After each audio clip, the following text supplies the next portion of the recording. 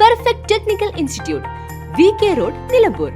വനം വകുപ്പും കർഷകരും ഗോത്രവിഭാഗവും തമ്മിലുള്ള ബന്ധം സുതാര്യവും സഹകരണാത്മകവും ആക്കുന്നതിനായി ഊരുണർവ് എന്ന പുതിയ പദ്ധതിക്ക് തുടക്കമിട്ടതായി വനം വന്യജീവി വകുപ്പ് മന്ത്രി ഷിബു ബേബി ജോൺ. നെടുങ്കയം ഫോറസ്റ്റ് ബംഗ്ലാവിൽ നടന്ന വാർത്താ സമ്മേളനത്തിലാണ് മന്ത്രി ഇക്കാര്യം അറിയിച്ചത്. വനത്തിനുള്ളിൽ താമസിക്കുന്ന ഗോത്രവിഭാഗങ്ങളുടെ ജീവിത നിലവാരം ഉയർത്തുകയും കാടിനെക്കുറിച്ചുള്ള അവരുടെ പരമ്പരാഗത അറിവുകൾ വനസംരക്ഷണത്തിനും വന്യജീവി ആക്രമണങ്ങൾ ലഘൂകരിക്കുന്നതിനുമായി പ്രയോജനപ്പെടുത്തുകയുമാണ് പദ്ധതിയുടെ പ്രധാന ലക്ഷ്യമെന്ന് മന്ത്രി പറഞ്ഞു. വനത്തിനകത്ത് താമസിക്കുന്നവരുടെ ട്രൈബൽ ഡെവലപ്മെന്റ് ഡിപ്പാർട്ട്മെന്റിന്റെ നേരിട്ട് ഉത്തരവാദിത്വമാണെങ്കിലും ഫോറസ്റ്റിനകത്ത് താമസിക്കുന്നവരുടെ ഒരു അഭിവൃദ്ധി അല്ലെങ്കിൽ അവരുടെ ഒരു ജീവിത നിലവാരത്തിലെ ഉന്നമനവും കൂടെ ലക്ഷ്യമിട്ടുകൊണ്ടാണ് ഊരുണർവ് എന്ന പേരിൽ ഒരു പദ്ധതിക്ക് ഫോറസ്റ്റ് ഡിപ്പാർട്ട്മെന്റ് തുടക്കം കുറിച്ചു.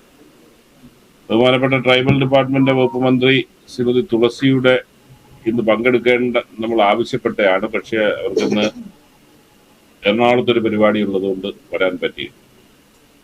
എങ്ങനെയാണ് ഇവർ നേരിടുന്ന ഫോറസ്റ്റ് ഡിപ്പാർട്ട്മെന്റിൽ നിന്ന് എന്തൊക്കെയാണ് അവർക്ക് ആവശ്യമുള്ളത് എന്ന് ചോദിച്ച് മനസ്സിലാക്കിയതിന് പരിഹാരം. രണ്ടുന്നതികളിൽ പോയ രണ്ടിടത്ത് നിരവധി ആവശ്യങ്ങൾ വന്നു. അതിൽ ഒട്ടുമുക്കാൽ ആവശ്യങ്ങളും അന്നേരം തന്നെ തീർപ്പ് കൽപ്പിക്കുകയുണ്ടായി.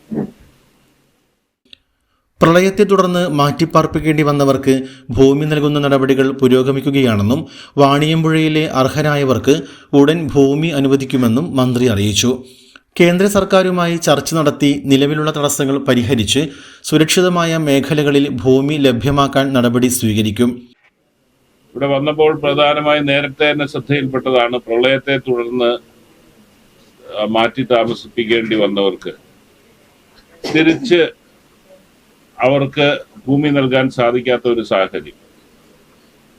നമ്മൾ ആദ്യം പോയ സ്ഥലം വാണിയമ്പുഴ.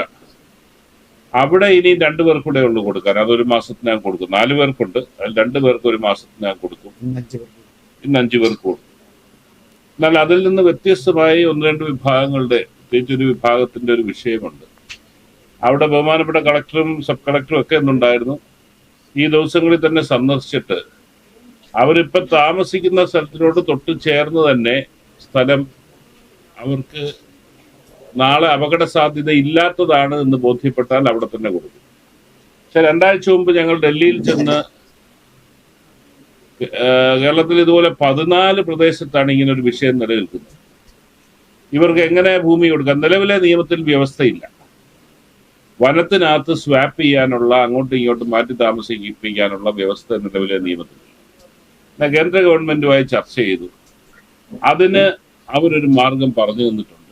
പക്ഷെ അതിനൊരു കമ്മിറ്റി ഇപ്പൊ ചെന്നാൽ ഉടനെ കമ്മിറ്റിയുടെ പ്രവർത്തനം ആരംഭിക്കും. ആ കമ്മിറ്റിയുടെ നിർദ്ദേശപ്രകാരം കേന്ദ്രത്തിനോട് അറിയിക്കുകയാണെങ്കിൽ അവരതിന് അനുമതി തരാമെന്ന് പറഞ്ഞിട്ടുണ്ട്. വനം വകുപ്പിലേക്ക് പുതിയതായി നിയമിക്കുന്ന 500 അംഗ സ്പെഷ്യൽ റിസർവ് ഫോഴ്സിൽ കായികക്ഷമതയുള്ള ആദിവാസി യുവാക്കൾക്ക് മുൻഗണനയും നൽകും. വനമേഖലകളിൽ ഉത്തരവാദിത്ത ടൂറിസം പ്രോത്സാഹിപ്പിക്കുന്നതിന്റെ ഭാഗമായി പ്രാദേശിക ആദിവാസി യുവാക്കളെ ഗൈഡുമാരായും ഗാർഡുമാരായും നിയോഗിക്കുമെന്നും മന്ത്രി അറിയിച്ചു. അതാണ് ഞാൻ പറഞ്ഞത്. ഇപ്പോൾ ഒരു സ്പെഷ്യൽ റിസർവ് ഫോഴ്സിനെ 500 പേരെ നിയമിക്കാൻ തീരുമാനിച്ചു. ഞാൻ ഇവിടെ വരുന്നതിന് മുമ്പേ തന്നെ നിർദ്ദേശം കൊടുത്തു. അതിന് ആദിവാസികളായിട്ടുള്ളവരുണ്ടെങ്കിൽ കായികക്ഷമതയുള്ള നമുക്ക് മാനദണ്ഡം ഉണ്ടെങ്കിൽ അവർക്കാണ് ഫസ്റ്റ് പ്രയോറിറ്റി. അവരെ കിട്ടാതെ വരികയാണെങ്കിൽ പിന്നെ അടുത്തത് ഈ ബീറ്റ് ഫോറസ്റ്റ് ഓഫീസേഴ്സിന്റെ PSCയുടെ ലിസ്റ്റിൽ വന്നിട്ട് ജോലി കിട്ടാതെ പോയവരുണ്ടെങ്കിൽ അവരെ പരിഗണിക്കുക. അങ്ങനെ ചില നോംസ് വെച്ച് തന്നെയാണ് വാച്ചർ ആ തസ്തികയിലേക്ക് എടുക്കാൻ ഉദ്ദേശിക്കുന്നത്. വനം വകുപ്പുമായി ബന്ധപ്പെട്ട വിവിധ വിഷയങ്ങളിൽ വേഗത്തിൽ തീർപ്പുണ്ടാക്കുന്നതിനായി ഓഗസ്റ്റ് മാസത്തിൽ 3 ഘട്ടങ്ങളിലായി വനം അദാലത്തുകൾ സംഘടിപ്പിക്കും. കർഷകർക്കുള്ള ആനുകൂല്യ വിതരണത്തിനായി കർഷക അദാലത്ത്, അനുമതികൾ വേഗത്തിലാക്കാൻ NOC അദാലത്ത്, നിസ്സാര വനകുറ്റകൃത്യങ്ങൾ കോമ്പൗണ്ട് ചെയ്ത് തീർപ്പാക്കുന്നതിനായി വനകുറ്റകൃത്യ അദാലത്ത് എന്നിവയാണ് സംഘടിപ്പിക്കുക. തടസ്സങ്ങളില്ലാത്ത NOC അപേക്ഷകൾ 3 മുതൽ 6 മാസങ്ങൾക്കുള്ളിൽ തീർപ്പാക്കുമെന്നും മന്ത്രി വ്യക്തമാക്കി. ആദിവാസി സമൂഹത്തിന്റെ ആവശ്യങ്ങളും ആശങ്കകളും നേരിട്ട് മനസ്സിലാക്കി നിലവിലുള്ള നിയമപരിധിക്കുള്ളിൽ വനം വകുപ്പും പട്ടികവർഗ വികസന വകുപ്പും സംയുക്തമായി പദ്ധതികൾ നടപ്പാക്കുമെന്നും മന്ത്രി കൂട്ടിച്ചേർത്തു.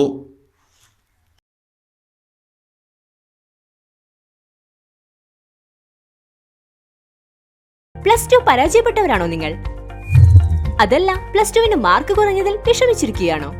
എങ്കിൽ SSLC +2 കഴിഞ്ഞവർക്ക് കേവലം 2 വർഷത്തെ പഠനം കൊണ്ട് 100% ജോലി സാധ്യതയുള്ള എഞ്ചിനീയറിംഗ് കോഴ്സിന്റെ കൂടെ +2 നേടിയെടുക്കാനുള്ള അവസരവും. വർഷങ്ങളുടെ പ്രവർത്തന പാരമ്പര്യമുള്ള പെർഫെക്റ്റ് ടെക്നിക്കൽ ഇൻസ്റ്റിറ്റ്യൂട്ട് ഇപ്പോൾ നിലമ്പൂരിലും. കേരള സർക്കാർ സാങ്കേതിക വിദ്യാഭ്യാസ വകുപ്പിന് കീഴിലുള്ള PSC അംഗീകരിച്ച 2 വർഷത്തെ എഞ്ചിനീയറിംഗ് കോഴ്സുകളിലേക്ക് അഡ്മിഷൻ ആരംഭിച്ചിരിക്കുന്നു.